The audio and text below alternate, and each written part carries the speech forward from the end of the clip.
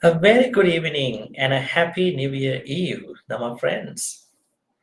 I would like to speak a few words about this intersection between 2024 and then 2025, the last couple of hours that we are spending today on behalf of Parisodha.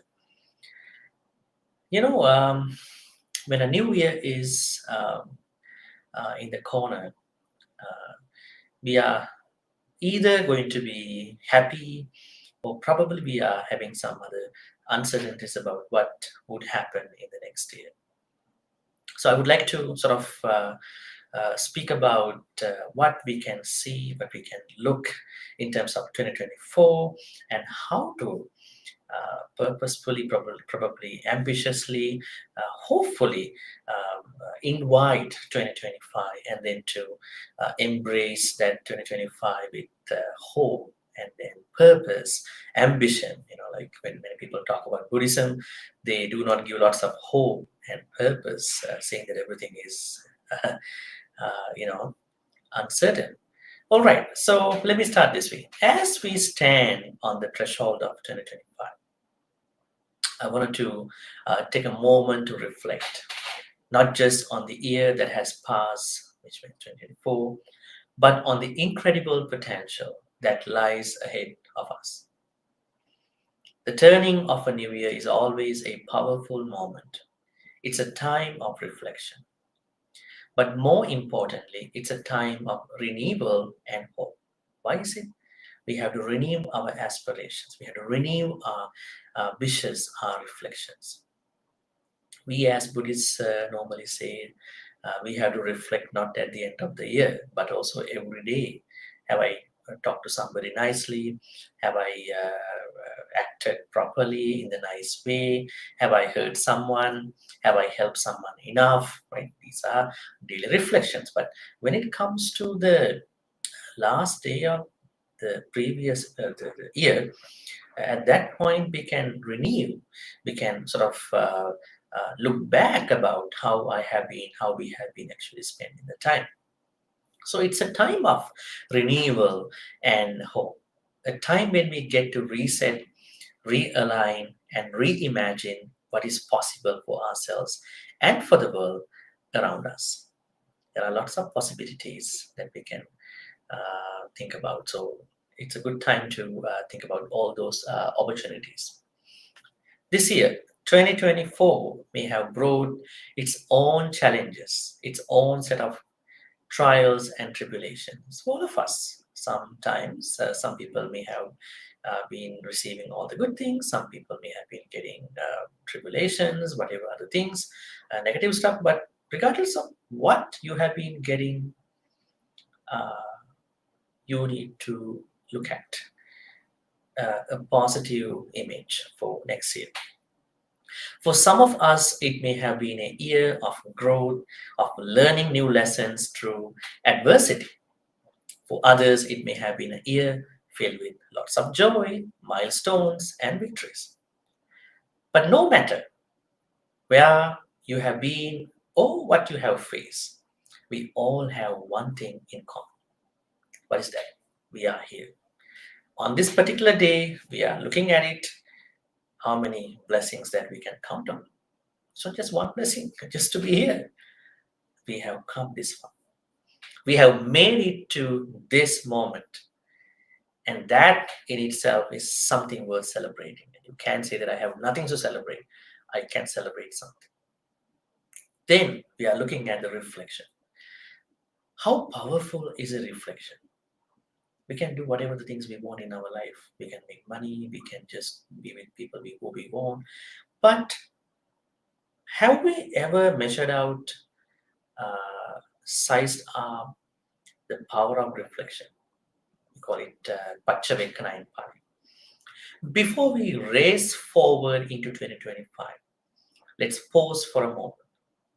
It's easy to get caught up in the hustle of life, always moving forward, always chasing the next big thing.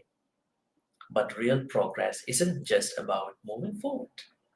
It's about learning from the past, not just get stuck in the past, learning from the past whenever we want to go and check it out, and reflection is the key to growth. Growth, which is a very important aspect of our life. I always say growth is messy, very uncomfortable sometimes, but the ripple effect of growth is more beautiful than we never expect. Think about where you were a year ago, 2024 January probably. What dreams did you have for yourself? What goals were you chasing? What challenges did you overcome? And if you are being honest with yourself, what lessons did you learn along the way? Take a moment right now to appreciate how far you have come. Celebrate the victories, no matter how small they may seem. Maybe you may have done a very tiny, small progress, little progress, but still a progress where you have moved from one place to another place. And for those moments where you stumble, we everybody stumble in our life, not only you. You are not alone. Where things did not go according to plan. Know this. These and those moments were not failures. They are not trajectories. They are not what you call places where you have to mourn over, you have to suffer. They were lessons in disguise. Now we have blessings in disguise. Those failures we may have had in this year, actually it's still 2024, they are lessons in disguise. They are really interesting. They are really helpful to move forward. Sometimes our greatest growth happens not when things are easy.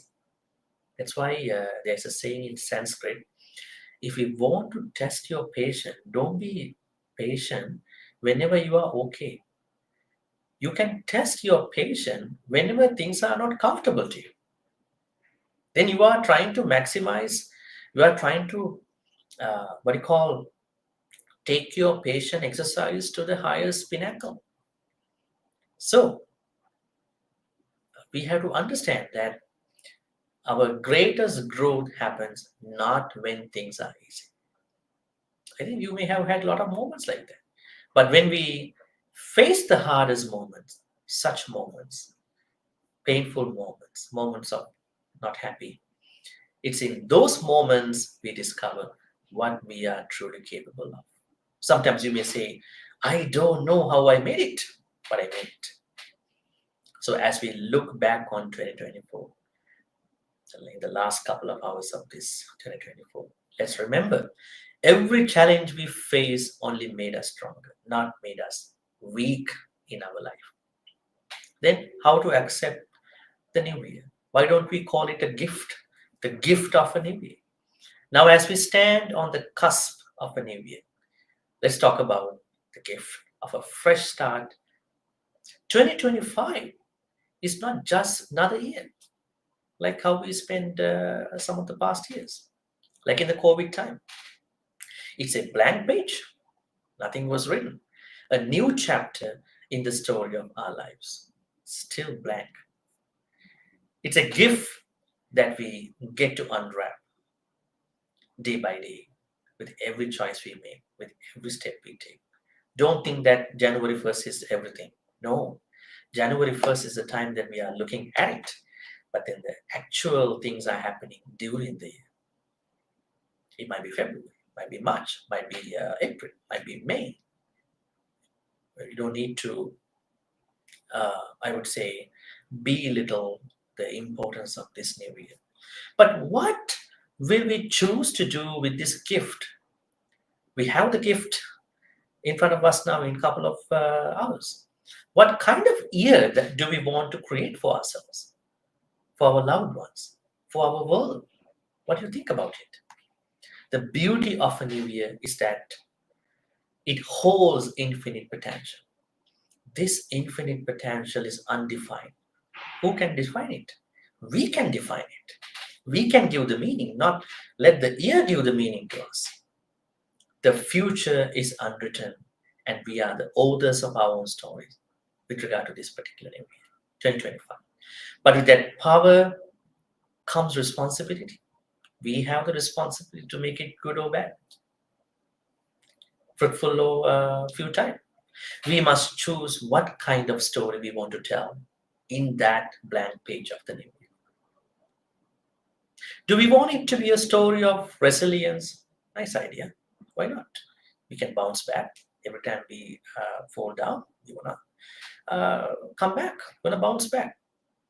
Of overcoming obstacles, yes. Do we want it to be a story of kindness, of compassion, karuna, of making a difference in the lives of others, mudita, and expecting more good things in others as well while we are looking at us too? Do we want it to be a story of courage, of stepping outside our comfort zones and facing our fears head on? Normally, we would like to be in our comfort zone. No, no, no, no. This is what I like. I don't want to go actually beyond that. Why don't you take a step ahead? Try a new thing, good thing, an ethical thing, wholesome thing.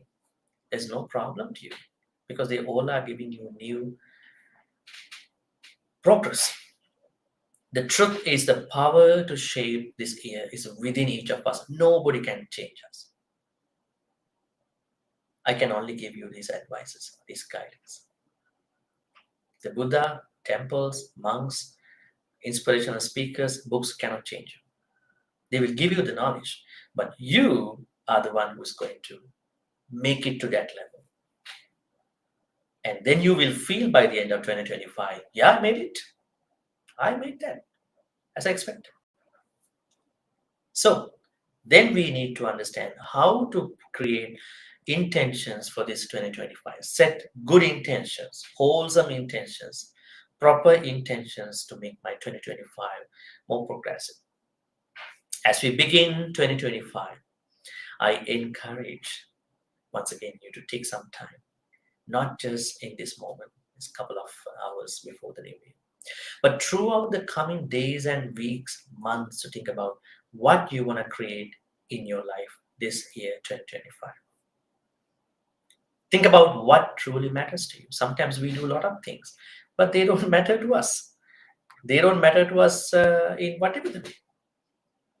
Think about maybe it's making more time for the people you love. Sometimes you have, I got a lot of people actually in my retreats. There was one man who told me, Bhante, I resigned from my job after thinking many years just to take care of my father. 7 years he has been thinking. But then the year he resigned, his father passed. Now he's worrying about it. What is this story telling us? That person had not made the right decision in time. Now it's a little bit late. But at least we are happy and he's happy he made it. That's why I'm saying that maybe it's making more time for the people you love, your loved ones, your family, your mother, your father, and at the same time for you as well. Sometimes people don't give time to them as well. They are working, working, working, and they are on this rat race, never thinking about oneself. Self care, other care, take care of your loved ones, take care of yourself, and then think about what you can do to other people too. Maybe it's pursuing that dream or passion you have been putting off, postponing for many months, years. Maybe it's practicing self care, like I said just now, finding balance, upekka, very important. Sometimes we overdo even dhamma, even work, even money, but we don't find the perfect balance. Or prioritizing your mental and physical well-being. These are very important aspects. Taking care of your loved ones, yourself. Uh, think about whether you can improve your, passion and prioritizing your mental and physical well-being. Or maybe it's taking action on something that has been weighing in your on your heart for far too long. Going to make a nice decision about something. Whatever it is, let this year 2025 be the year that you commit to. No more waiting. Don't wait. Don't be in the lineup. No more holding back. It's time to take the first step, no matter how small, and trust that it will lead you to where you need to go. The key to achieving anything is not in grand gestures, but in consistent daily actions. It's in showing up for yourself. even on the days when it feels hard. It's in continuing to move forward, one step at a time. One step at a time. Don't try to embrace everything at the same time. One step at a time, you're going to make progress, little progress, and there's going to be a massive, mammoth progress. Even when the path isn't clear, path might not be clear sometimes, but you are staying patient and you're doing little progress on the way, and you can actually make it happen. Then we are looking at another very important aspect for New Year: change and growth. Can I grow without being changed? I cannot. But what kind of change is this? A wholesome change. I need to embrace change and grow. So I. Let's also remember that growth does not happen in a straight line. Life has a way of throwing curveballs at us, unexpected changes, challenges, and detours. And we never expect. Sometimes we want to go somewhere, we cannot go in that way. We have to detour. Maybe we have to embrace road conditions, but that's okay. In fact, that's where the magic happens.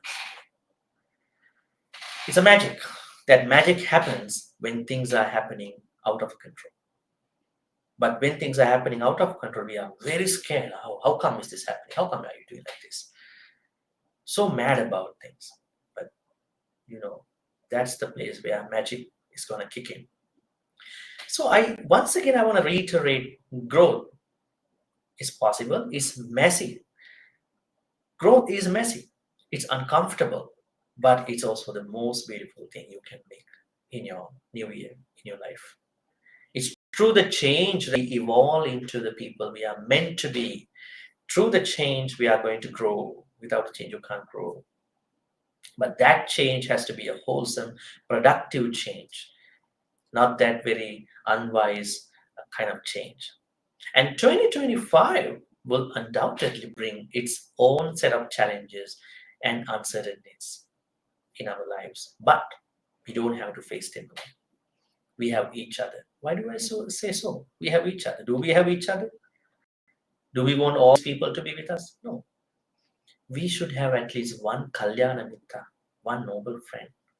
The Buddha said we should have at least two Kalyana Mitras. One is the Buddha, the other one is someone we can trust in, we can be secure, we can feel good that this person can actually, I would say, guide us, counsel us in our life. So, Kalyana Mitra, this is one of the requirements to become a Sotapan as well. Let's be there for one another. Sometimes, if we can help out other people, you may do so. But be very careful when you are interacting with other people. You be careful whether you are with wise people or unwise people. That is a question mark to you. I let you decide that. But living alone is not easy. We need a kalyana. We need that support. Therefore, let's be there for one another. Let's uplift, support, and inspire the people around us. Because when we lift others, we rise together. Lift others, we rise together. And when we face difficulties, we are stronger when we face them as a community with compassion, empathy, and metta, loving kindness. If I face alone, then a lot of things are going to happen in our lives, in my life. And then another important aspect of this New Year message is the importance of gratitude in this time of our calendar. Being grateful is not just a Monday, one couple of hours thing. It's a journey. The Buddha asks us to practice gratitude even from the moment he became the Buddha. It is said that once he became the Buddha, he did a certain practice, watching the Bodhi tree without blinking. What does it mean? What is the purpose of watching a Bodhi tree without blinking? What does it create? It's an inanimate thing, and there is no life. What the Buddha showed us was we have to be grateful to things like that with some carefulness. So, gratitude. As we set our intentions for this year, let's also take a moment to express gratitude for the people who are part of our lives, for the lessons we have learned, but even for the people. even for the lessons that we learn, and for the opportunities that await us.